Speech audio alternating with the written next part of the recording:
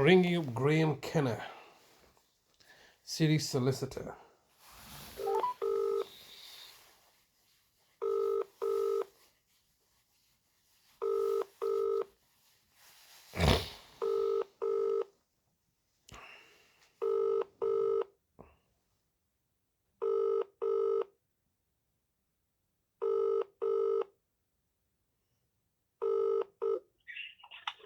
This is the voicemail of Graeme Kenna from the Legal Department for Adult Services in Bradford Council.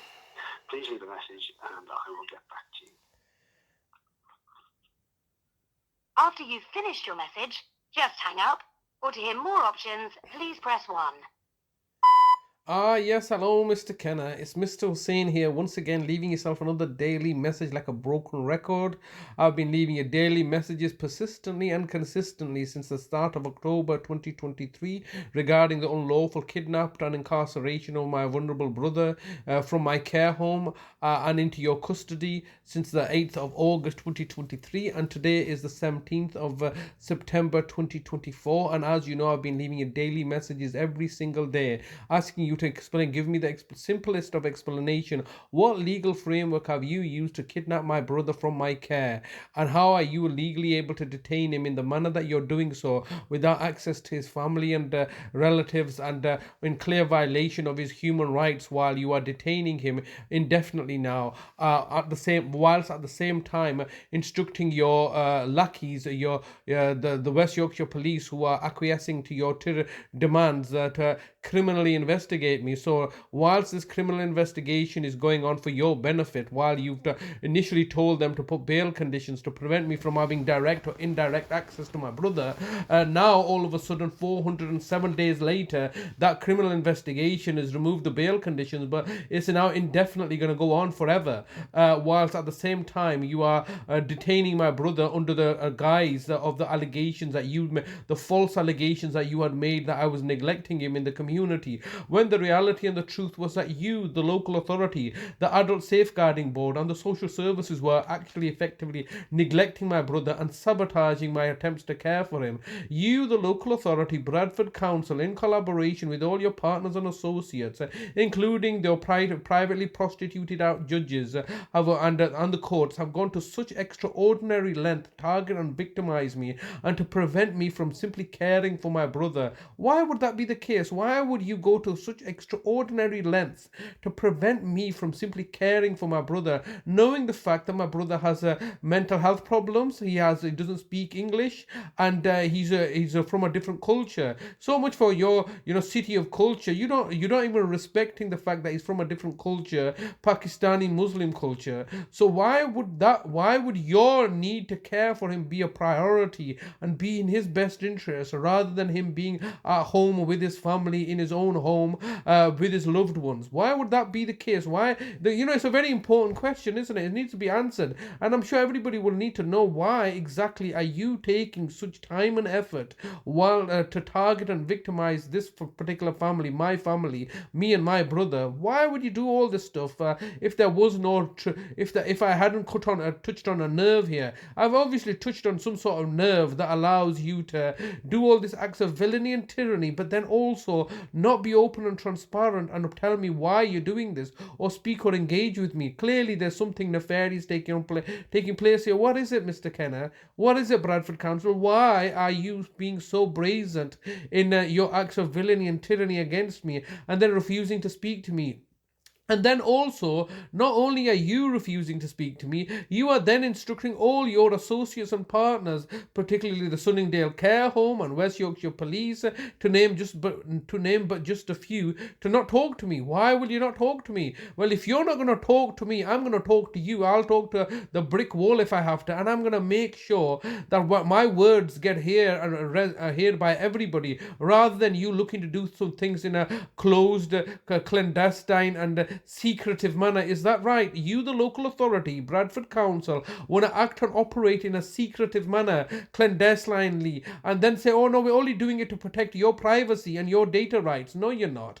You're doing it to hide behind the corporate veil because you've got caught out by me over a number of years now. We've been dancing, haven't we, you and I, Bradford Council, for how many decades now? You know, you've got caught out over and over and over again, and you're just simply abusing your position, authority and power in order to target and victimize me. It's not even about the laws anymore. It's not about any truth or justice or about any moral compass. It's all about your desperate need to shut me up, because what I know, what everybody else is soon going to know and learn and have to apprehend and appreciate is that you people are killers, you're murderers, you are killing and murdering the innocent people that you have a duty of care to, and then you're fobbing everybody off with the veneer of respectability and but we would never do that because we are the authorities, that we never lie, and we are simply incapable and don't have the capacity to lie or cheat or manipulate.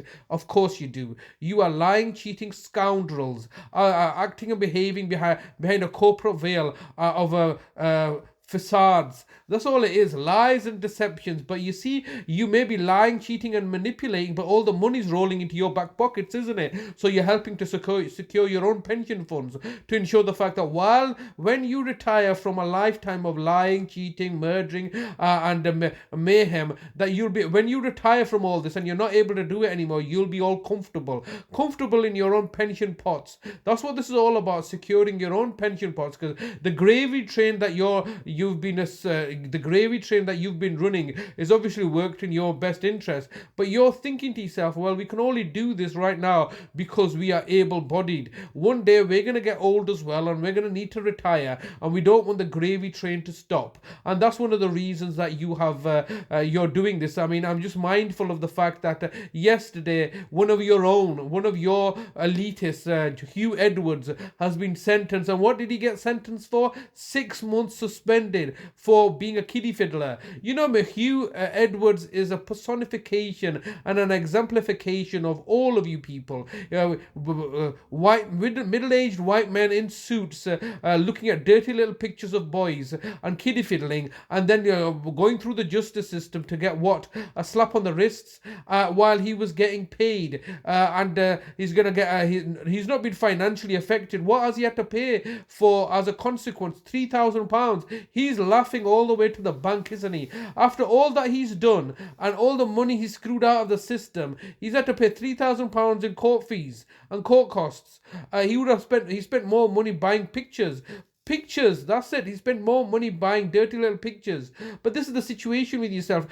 Hugh Edwards of the BBC, or respective individual, is no different than you, Bradford Council, and all those executives that work at Bradford Council and the courts and the police. All you people are exactly the same. You are, and then you're so brazen, like he was so brazen, sending pictures, meeting people on... You're approaching the maximum allowed time for recording a message.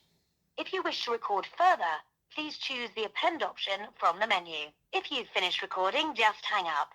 If you don't carry on recording or hang up, your message will be deleted. To listen to your message, please record the rest of your message after the tone. When you've finished recording, press the hash key.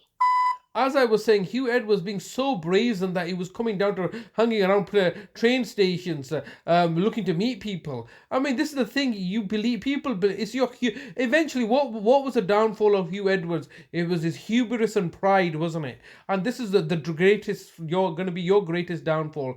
Pride cometh before the fall, and this is your hubris and pride, knowing the fact that there are going to be no consequences to your villainous evil actions, considering the judicial system is all paid for and purchased by you very people for your benefit. Whilst if it was somebody else, if it was me looking at such things, I would have got banged for rights, wouldn't I? I would have got a life sentence. But because it's Hugh Edwards, the darling of everybody, he got off a light sentence with a 6 months suspended. Didn't get to see the inside of a jail, did he? For recording your message. To listen to your message, press 1.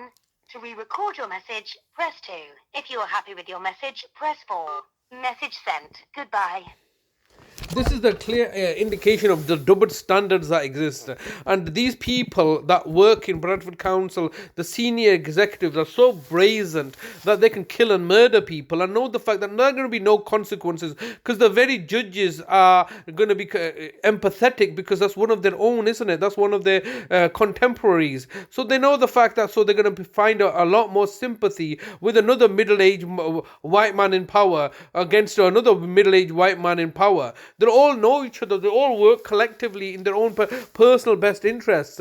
Just imagine that if it was a black man, for a common person, a citizen, would he have got the same sympathy from the judge? No, he wouldn't have. They're all running cliques and class discrimination and racism. This is all an example of racism. And unfortunately, me and my brother living in Bradford are suffering from the same level of racism and discrimination that's happening on a micro scale here in Bradford, that's happening on a macro scale that's across the nation, and happening on a grander scale across the Western world. This is just pure racism. Nothing better than lynching Negroes and kicking Pakistanis in the head. That's what this is. This is pure racism and xenophobia and Islamophobia against the minority groups living in the West. And me and my brother are subject to this. And as you can see, I can clearly articulate myself and speak truth to power. And that's one of the reasons they don't want to talk to me. Oh, Mr. Hussain, you're vexatious. You're a silly little man. You're not trusting us. You're argumentative. You're abusive. You're aggressive.